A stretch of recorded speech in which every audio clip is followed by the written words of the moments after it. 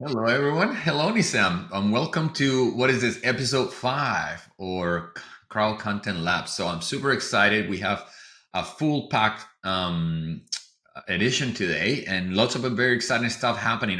And we'd love to dive into it right away. How you doing, Nisam? Yeah, I'm really excited. There's a lot to cover today. I hope that we can squeeze everything into 10-15 minutes, but we'll see how far we go. Yeah. So, well, let's dive in. We're talking about two of the most controversial and most talked about guys in the world of the internet and the social media. So Twitter and Threads. So Threads from Meta was just announced to be launched on July 6th. So it actually already launched, and I've seen a lot of people jumping in. So I guess the big question is: it gonna kill Twitter? What do you think, Nisam? Is Threads from Zuck gonna kill Twitter? And by the way, is really Zuck gonna really fight Elon Musk? I mean, it has potential. Obviously, I saw quite a lot of marketers and experts, providing early feedbacks. Like there are some features that are lacking, but it is a great start. I would say it already crossed or in the same line as ChatGPT, like the popularity it got, like the number of accounts that they have actually managed to get within that short period. It definitely has potential. Yeah, so I think it will be interesting. They can take advantage of an existing client base from Instagram, right? So you to get to Threads, you go through Instagram. Now, I gotta mention, so it is not available in the European Union yet because of GDPR, and it's not clear when it's gonna be available, right? And that's a big thing. So if they really want to take over Twitter, they're gonna have to overcome those issues in Europe. Now, my other thought is like everything new. There's a lot of hype, everybody jumps in, and after a while kind of things fade away, right? So there was another Twitter contender for a bit when Elon took over Twitter, and I already forgot the name of that thing, right? So a lot of people thought people were going to jump off Twitter. So one thing that people need to understand is that breaking a habit is very hard for humans. So people have been using Twitter for many, many years. Is still going to be very hard. And if you have an audience there, which is not really your audience, it's a rented audience that you have built on somebody else's platform, then moving that audience is a big risk. Now, having said that, what I would strongly suggest to marketers and people interested is, there is little risk for you to start building an audience in Threads, and you could take advantage of being a first mover in Threads and get ahead of the curve. So I'm going to be checking it out myself and see if I can get some traction. But it's very interesting to see what's going to happen. I seriously doubt it's going to kill Twitter, but it might give it a run for its money. So we'll see how things pan out over the next few months. But very interesting development there with Threads. Okay, so what else do we have to chat about today? Now we're in the Twitter and Threads trend. Why don't we talk about Twitter amazing move a few days ago? Yeah, absolutely. So I'm obviously we don't know the intention behind it, but it looks like they wanted to block unregistered user from accessing the tweets. By doing so, they also blocked all the search engines bots as well. And but in doing so, they actually managed to literally, get a significant decrease in their organic visibility, 32%. Based on Systrix, the one of the SEO tool, they had 32% drops in organic visibility, which is significant. I'm not sure why their marketing team and SEO team didn't explore this option. Like, by blocking user, they would also block the search engines bots from crawling the tweets, which was crazy. But they actually reverted the change back since they realized that they're dropping traffic, they're dropping in organic visibility. That was a crazy move that I'll say from there. And I'm always amazed. It seems that Elon is trying very hard to make Twitter users pissed, but still we keep coming back. Like like I said, it's very hard to break a habit, and Twitter is still a great community and people that have built audiences. It's very hard to just walk away from them, even though Elon keeps trying to deter us to love and to love the platform. So when you say they reverted the change, is that did they lift the limits? Because I know if you're a verified user, you can read up to 6,000 threads. By the way, who reads 6,000 posts in a day?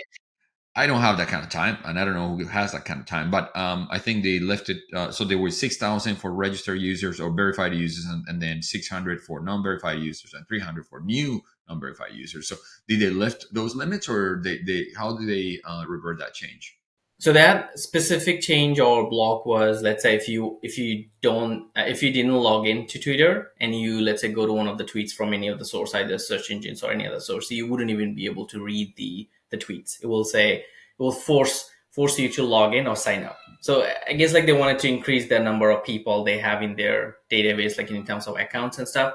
And that's the block that they had, and they now reverted back. Like you can still go and read the tweets without you registering the tweets, without you having an account on with the Twitter. Yeah, but I think it's a good reminder that again, these are rented audiences, right? And if you are dependent, you're getting a lot of traffic from one particular source, there you're always at risk, right? We are people that has relies heavily on SEO. It's always at the mercy of the algorithm of Google. People that relies heavily on either Facebook or Twitter or LinkedIn for their traffic, they're at the mercy of these networks. So it's always good to diversify your channels, your traffic sources. So yeah, here's a good reminder. But anyway, so moving on. The word count debate. I don't know why is this even a debate. Google comes out every time and said this is not a thing. Please listen to us. So yeah, worrying about word count is not a ranking factor. That's what Google keeps saying. I think it's not that it doesn't matter, but it matters in the sense that okay, does the word count cover what you need to say to make sure you have a quality post or a quality piece of content? So again, reminder for SEOs, content marketers out there, like word count doesn't matter really, and it's not a ranking factor. When you determine word count, it should be based on what you're trying to say. Are you able to cover the topic thoroughly and with quality in that amount of word post of word count? Or you don't need to reach certain word count because just start speaking about whatever, just of putting a lot of fluff in the content because you want to reach that word count. So anyway, word count shouldn't be important unless have budgetary constraints, but don't do it because of Google, right? So word count should be determined by the topic and what you really need to say. So good reminder there, and Google keeps reminding us of that. So yeah, Lisa, what do you have on your end? Quite a lot of technical SEO updates, so we'll try to kind of keep it short as well. So one specific one, which is very interesting, you all might have seen that ChatGPT actually is going beyond the paywall. So the paywall is something that obviously you go to a news site or publisher, mostly for publisher, like you have to subscribe to read the news and the content that they have. But ChatGPT managed to go beyond that and actually extract the content or read the content beyond the paywall. So Google is now trying to work on or update their over.txt, which hasn't been updated for years now, to find a solution so that you can block those ChatGPT and AI to not to go and index your content or not to read your content. Can they do it? It'll be really difficult. It is really difficult to say at this moment. However, they have opened a forum for like a discussion, and they invited all the publisher and all the SEOs and marketers to join their mailing list so that you can be part of the discussion and be part of the solution that they're trying to find. So you can share like your concern, and then they will obviously work with, I'm guessing, people to find the solution, which is I think the first that they have done in a while, including people in their initiatives. But that's very interesting because I think if you have content behind a paywall, so you're a creator and you spend your time and resources to create great content, it's kind of not fair that the LLMs are now taking it from you and just putting it out there. So I think the legal framework of this will evolve, and I hope there is some not regulation, but there's some clear rules, right? Because it's very if there's not going to be motivation for creators to create great content if they're not going to be recognized for it. So I'm very interested to see how this evolves. On that note, I think ChatGPT turned off the browsing capabilities. So I was using it the other day, and like we can't, like I'm an LLM, I cannot browse the internet. Like, what are you talking about? You were working just fine last week. What happened? So they turned it off. They have some issues because it was surfacing some data that wasn't right. So it was scraping the internet, but coming out with data that wasn't quite right. So they're looking into it. There's plugins. So what I did to kind of go around it, so I found a plugin for browsing, but it's just not directly with ChatGPT. But anyway, very interesting debate about copywriting, IP. So will be interesting to watch what happens with this in the future. So talking about regulation, Google removes Canada News links in response to Online News Act Bill C-18. So neither Google nor Meta are linking news to their either Google search, Google Discovery, or in Meta. So I don't know. What do you think of that?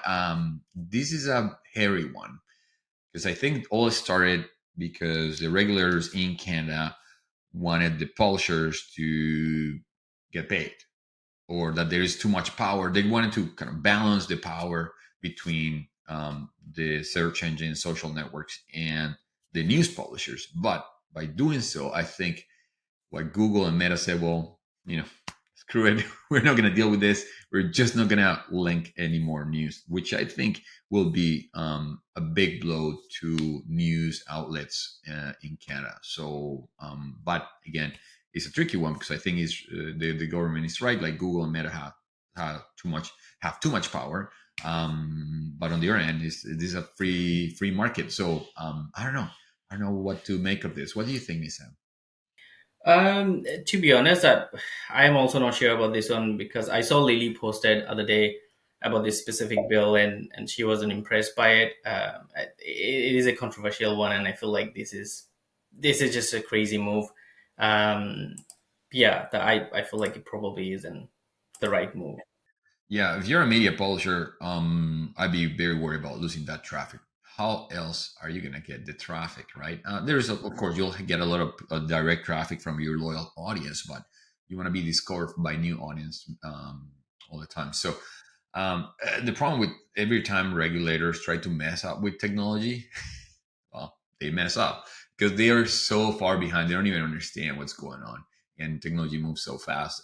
So for them to regulate technology, free speech is a tricky one.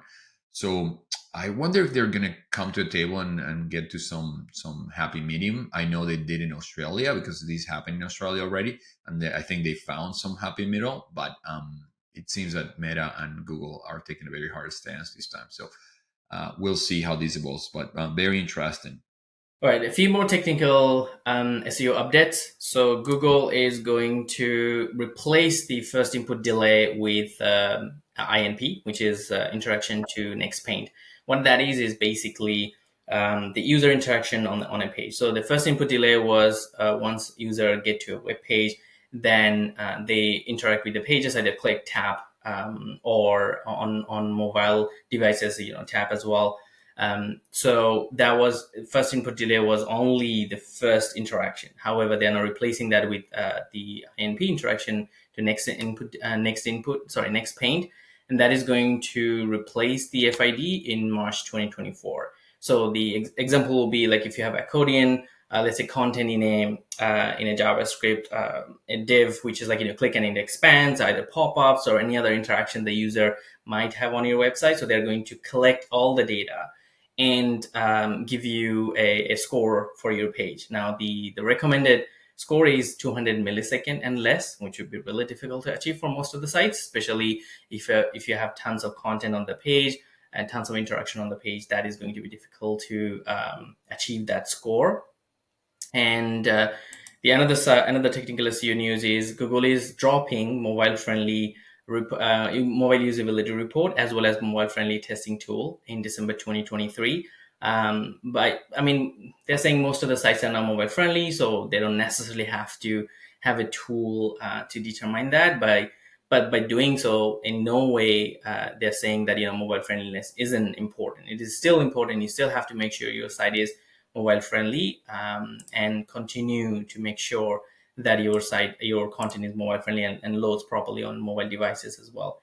And lastly, some changes to the sitemap. So one of the interesting one, that is the last modification date. Most of the sitemap, if you use, let's say, tool and plugin that generate sitemap, so the last modification date, Google's recommendation, like if you make little changes, do not change the last modification date. If you make significant changes, that should be reflected in last modification date.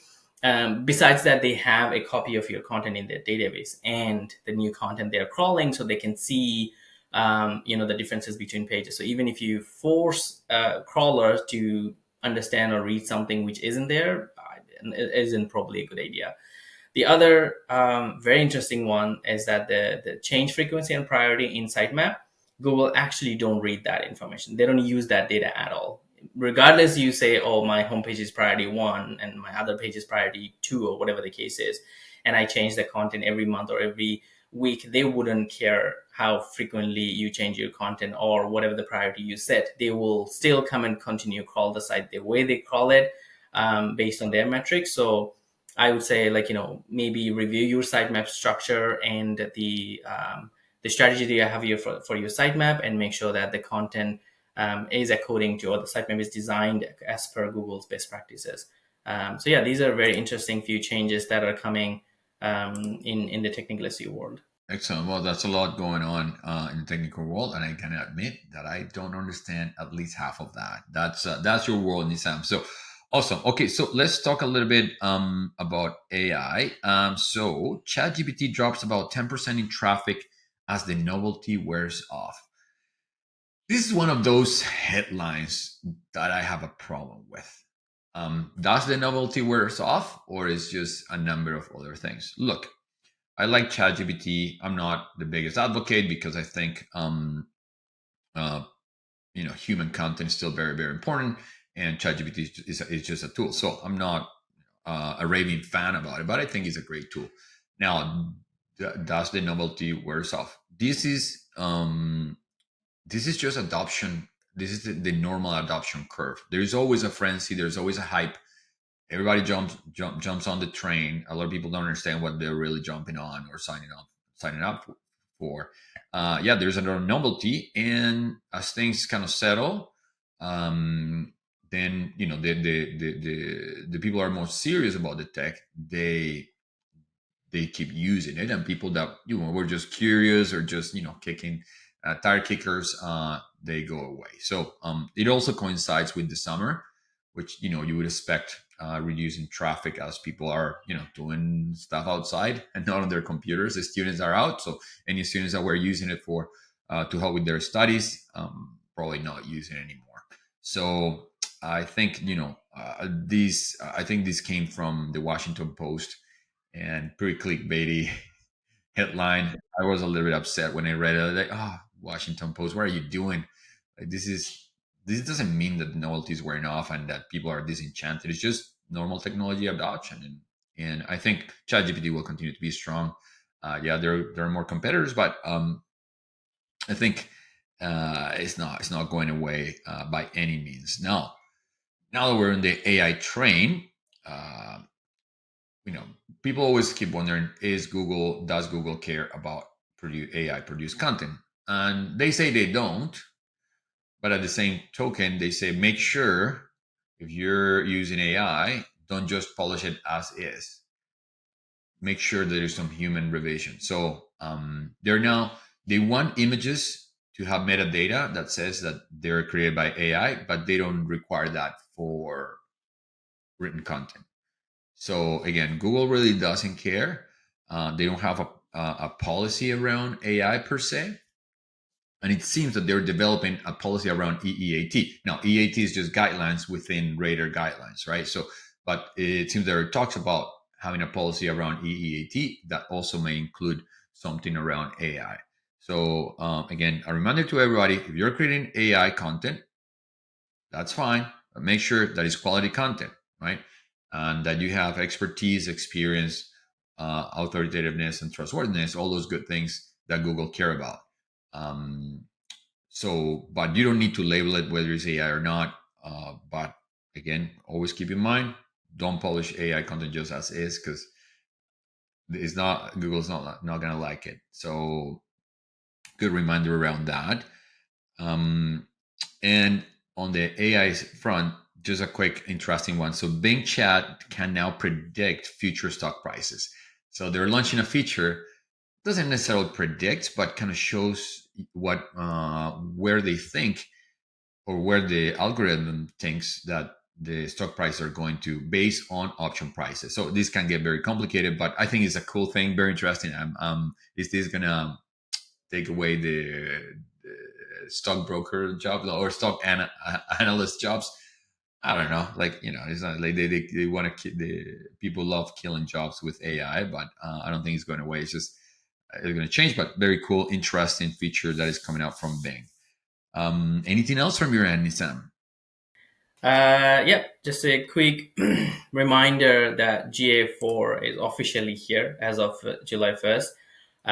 The interesting factor about that is like the universal analytics is still tracking data, which is I actually didn't expect that. I thought Google would just cut off the link as of July 1st, but they haven't. But if you go to your Universal Analytics account, you would see that there's a warning or reminder at the top that your property is scheduled to stop tracking data. So if you haven't migrated to GA4, this is another reminder. You should, like, it is not going to continue. The Google is going to stop the tracking literally any moment, and you should adopt GA4 as soon as you can. Awesome. And in terms of announcement, a reminder that MozCon is on August 7th and 8th. They might still have some tickets available, but it's going to be a great conference. Your friends from Crowd Content will be there. I will be there. We're sponsors in the conference, and we'll have an awesome event the first day of the conference. We'll have a wine tasting. So if you love free wine, we have a wait list, so you can apply or send us your interest, express your interest to attend the wine tasting event. Is going to be a small event, so you got to make sure that you get on that wait list as soon as possible. So we hope to see you there in MozCon for those of you who are attending. All right, well, that's it for today, Nisam. Another packed episode. Lots going on. So thank you for tuning in. Thank you for listening. And if you like the content, please share it, rave about it in all your social networks. And if not, just please give us your feedback. We will welcome it with open arms. So thanks, everyone. And thank you, Nisam, for another great episode. Absolutely. Thank you, everyone. Thank you, Carlos.